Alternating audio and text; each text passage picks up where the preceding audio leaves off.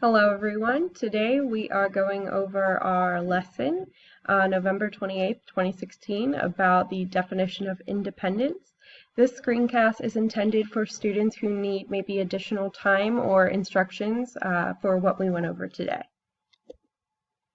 So to start off, we are going to talk a little bit about the history of the Declaration of Independence. It started off in June of 1776. The committee was created to draft a Declaration of Independence from the British. Then Thomas Jefferson created the first draft. It was reviewed by Congress. In July, the British Army arrived in New York, and because of that, Congress declared independence. They were running a little bit low on time. And then on the 4th of July in 1776, Congress adopted the Declaration of Independence. And then on the 19th of July, 1776, the Declaration of Independence was signed by members of Congress. Okay, so here is an example of the word cloud that we made today in class. So as you can see, some of the words that you might use would be liberty, freedom, history, responsible, safe, free, accepted, July. These are just examples of things that you might think of when you think independence. Okay, so now we're going to go over some unfamiliar words that you might encounter when you are looking at the Declaration of Independence. Okay, so Congress is one that you will see pretty frequently. It is the national legislative body of a country, and in the United States, we have the Senate and the House of Representatives. They are our Congress. So the next word that you might be a little unfamiliar with would be rectitude. It is behavior that is correct or honorable. So you might see them talking about what they did was correct or honorable using the word rectitude. You may also see the word divine providence. It is the belief that God will intervene in the world. And you might also see the word parliament, which, contrasting with Congress, is the national legislature of the United Kingdom. It consists of the House of Lords and the House of Commons. Okay, so here is a breakdown of the Declaration of Independence.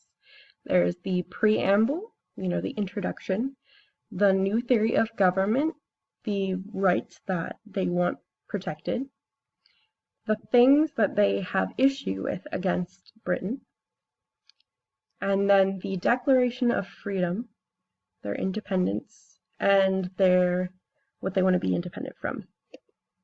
Okay, so far we have gone over the background knowledge. We will have today's agenda up after we go over each part so that you can keep track of where you are. So this way you can stay organized. So why is this important? It is important to learn what independence means currently, because we have to understand what it means in the past. So the Declaration can be broken into sections to make interpreting it easier. To know what it means today, you have to understand what it meant before. All right, so for today's assignment, we're making a presentation using a tool of your choice. You will work with your table to make a PowerPoint interpreting the chart to the right. So if you look at it, it discusses the Declaration of Freedom, Independence, and War part.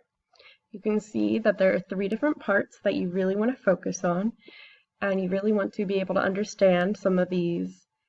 And you can see that there might be some of the words that we had on the previous slides, talking about divine providence and rectitude. So if need be, you can always go back to look at that. So you're going to work with your group. We are going to group up by tables. You're going to pick a tool and decide what, as a team, you are most comfortable with. You might want to use PowerPoint or Glogster. It's really up to the whole team. You want to determine what role everyone is going to play. Who's going to look up familiar vocabulary? Who's going to type? Who is going to present? All right, and you want to think of the best way to explain to someone what they meant when they wrote the Declaration of Independence. Okay, so far we've done the background knowledge, and you are probably right now creating a group presentation. So when you are done with that, you can go on to the next part, which would be our presenting to the whole class. After we do that, you have completed today's agenda. So hopefully now you have all 3 of your check marks and you have completed everything for the day.